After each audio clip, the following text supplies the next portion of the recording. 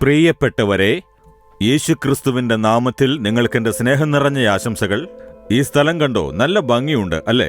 വളരെ മനോഹരമായ സ്ഥലമാണ്. സൗത്ത് ആഫ്രിക്കയിലെ ഒരഴകാർന്ന സ്ഥലത്ത് നിന്നാണ് ഞാൻ നിങ്ങളോട് സംസാരിച്ചു കൊണ്ടിരിക്കുന്നത്.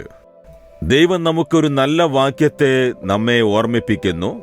95-ാം സങ്കീർത്തനം 7-ാം വാക്യത്തിൽ അവൻ നമ്മുടെ ദൈവമാകുന്നു, നാമോ അവൻ മേയ്ക്കുന്ന ജനവും അവന്റെ കൈക്കലെ ആടുകളും തന്നെ എന്ന് ഒരു ഭക്തൻ ഒരു നല്ല കാര്യം നമ്മെ ഓർമ്മിപ്പിക്കുന്നു.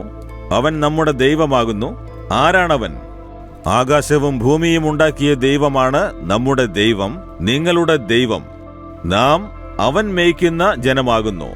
അതായത് ഒരു ഇടയൻ ആടുകളെ മേയ്ച്ച് അതിനെ സുരക്ഷിതമായി നടത്തുന്നത് പോലെ ദൈവം നമ്മെ സംരക്ഷിച്ച് നടത്തുന്നു എന്ന് ഈ വചനത്തിലൂടെ നാം വ്യക്തമായി മനസ്സിലാക്കുന്നു.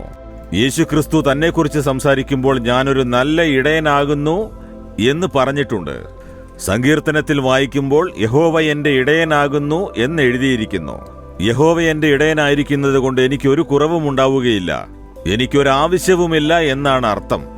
എന്ന് പറഞ്ഞാൽ എന്താണ്? ഒരു ഇടയൻ, തന്റെ ആടുകളെ കാത്തു സൂക്ഷിക്കുന്ന ഇടയൻ, രാവിലെ ആയാൽ അവയെ അടച്ചു വച്ചിരിക്കുന്ന കൂട്ടിൽ നിന്നും തുറന്നുവിട്ടാൽ ഉടനെ ആ ആടുകൾ അവന്റെ പുറകെ ചെല്ലും.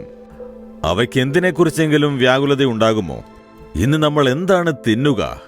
എവിടെയാണ് നമുക്ക് പുല്ല് കിട്ടുക? ആരാണ് ആഹാരം തരുന്നേ എന്നെല്ലാം ആടുകൾ എന്തിനെക്കുറിച്ചെങ്കിലും വ്യാകുലപ്പെടുമോ? നമുക്ക് വെള്ളം കിട്ടുമോ? എവിടെ പോയി വെള്ളം കുടിക്കും എന്ന് വ്യാകുലപ്പെടുമോ?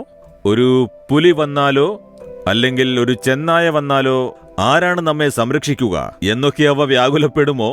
ഒന്നിനെക്കുറിച്ചും വ്യാകുലപ്പെടില്ല, ദുഃഖിക്കില്ല, വിഷമിക്കുകയില്ല. കാരണം എനിക്കൊരു നല്ല ഇടയനുണ്ട്.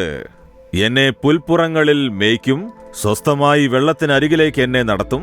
അവന്റെ കയ്യിൽ വടിയും കോലുമുണ്ട്, എനിക്ക് ആഹാരം തരും.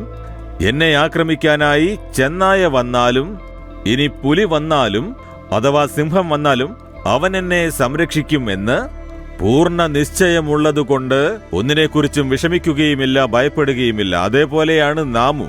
യഹോവ എന്റെ ഇടയനാകുന്നു, അവന്റെ മേച്ചിൽപ്പുറത്തെ ആടുകളാണ് ഞങ്ങൾ, അതിനാൽ ഞങ്ങൾക്കൊരു കുറവുമില്ലെന്ന് സന്തോഷത്തോടെ പറയണം. നിങ്ങൾ പറയുമോ? നിങ്ങൾ സന്തോഷത്തോടെ പറയൂ. അവൻ നോക്കിക്കൊള്ളും, അവൻ നല്ല ഇടയനാകുന്നു, വളരെ നന്നായി നടത്തിക്കൊള്ളും, ആവശ്യങ്ങൾ നിറവേറ്റും, സംരക്ഷിക്കും, ഒരു കുറവുമില്ലാതെ നടത്തും. അല്ലേ?